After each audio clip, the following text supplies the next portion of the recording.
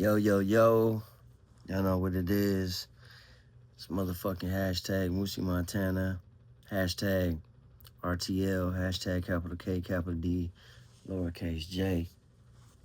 Nah, I just wanted just to be clear that I've been doing this podcast for a long time and I got some plans for the future with some of this stuff. Got some ideas and everything. So why I could show you guys better than I could tell you. But I see a lot of these rappers nowadays, you know what I'm saying, resorting to podcasts back basically to like now it's like podcast beef. So but anyways, I don't know whose favorite podcast you guys like to watch. I like Talk with Flea. I've watched Jim Jones and Dave East, Fabulous, and Manos. Kind of corny, kind of alright. You know, 50 going at them. Then, you know what I'm saying? But Cameron's legit with Killer Mace. I like that one. You know what I mean? Obviously DJ Vlad. I don't really like academics that much, even though he's tapped in with some of the top YouTuber guys. But I was watching a podcast just earlier, and some of these off-branch guys. Oh, and shout out to the what is it? The 050. Put it in the comments section. I like him. I forgot his name, but he's a good podcaster. He was just with Uncle Murder and Tony Yayo on the grand opening of their podcast that they're about to start. So that's going to be interesting to watch, Tony Yayo and Uncle Murder. But this one podcaster is basically hitting all cylinders. It's called Diverse Mental Podcast. He was basically bringing up the whole situation where Fat Joe and Jada, the Joe and Jada podcast, where they had Young Buck, or not Young Buck, but Uncle Murder and Tony Yayo on there. And like my boy said, you know, there's nothing worse than a podcaster that just is rude, totally wants to just always talk. And that's the stuff that I was seeing. He was killing it. And he's like, and then, you know, all he wants to do is glorify his ego to make himself out to be the biggest, baddest motherfucker ever. When Big Pun's fucking family died, Joey Crack ain't do shit for their fucking family. That's not cap. Young Buck just came out with a song called Cappuccino because Joey Crack had the nerve to have Tony Yayo and them on the podcast and Uncle Murder, and they were talking about the height of the beef because G Unit used to beef with Fat Joe, because Fat Joe was down with Ja Rule and all them. Well, because of Chris Lighty, excuse me, 50 and Fat Joe got cool again. So that brought them together. They were on stage together, or whatever. Well, years down the road,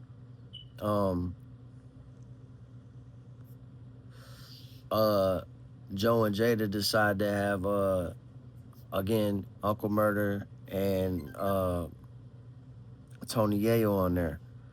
Well, the problem is that Joey cracks his fucking jaw too much. He just wants everybody to glorify his ego, and I just think that he caps way too much. And just like the other dude said, I agree, because that's the first thing I thought of when I heard of it, when he spoke about it. During the height of the beef between G Unit and Fat Joe and Jada Kiss and all them, when they came out with that, I got 100 guns, 100 clips, and I'm from New York, New York. So uh they tried to retaliate against 50. It was a good record, I will say, but it wasn't hard enough. It wasn't hard enough for the massacre when he came out with the piggy bank. So 50 was going after everybody that was around Ja Rule. And Jada Kiss, Ja Rule, and Fat Joe, and I think there was one other artist that came out with that. Uh, I'm from New York. I got 100 guns, 100 clips, and man, I'm from New York. Yeah, but anyways, I guess Joey Crack said he was coming off a Winter Jam, and he seen Young Buck. Young Buck was obviously down with G Unit, and he wanted all the smoke. He was with all his goons. His DJ that was DJing for him that night was actually there and said that that was cap. That Joe was around a bunch. Fat Joe was uh knew that Young Buck was gonna be in the building, knowing Young Buck's gonna have all his goons with him from Cashville to Chicago. Because when the chain came up, Buck was mobbing through the projects trying to find the chain. That's how. That's why Buck was always one of my favorite ones, and it's sad to see June and fall apart the way they did. You know what I'm saying? Uncle Murder fits good with G Unit. Definitely better than Kid, but I still don't think there's no replacing no Tony Yayo or Young Buck. So, and I've never heard of Young Buck ever being a punk pushover or a little pussy ass motherfucker. He definitely rides. Um, I don't think it was a disloyalty issue with the G Unit thing. I think it was more or less like Buck just didn't know how to handle the fame back then like he does now.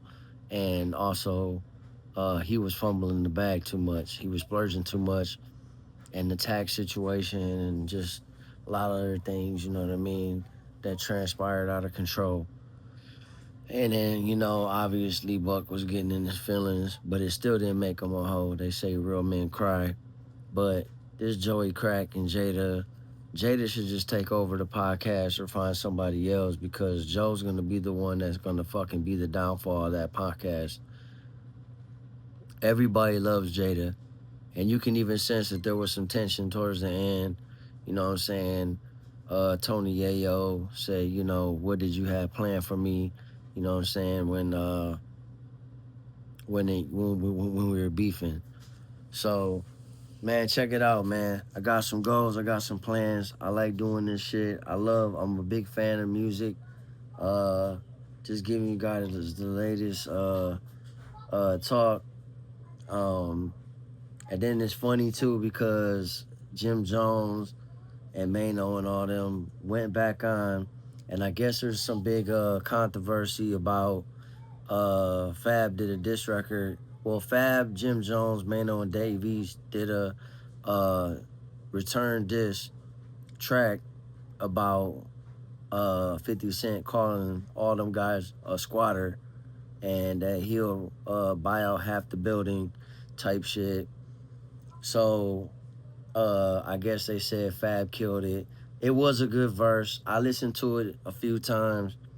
Um, Fab did snap, but what people don't understand with 50's type of success and all that, you know what I'm saying? Because I was going back and forth with somebody on the internet, how they were saying that, Fab would tear 50 up lyrically.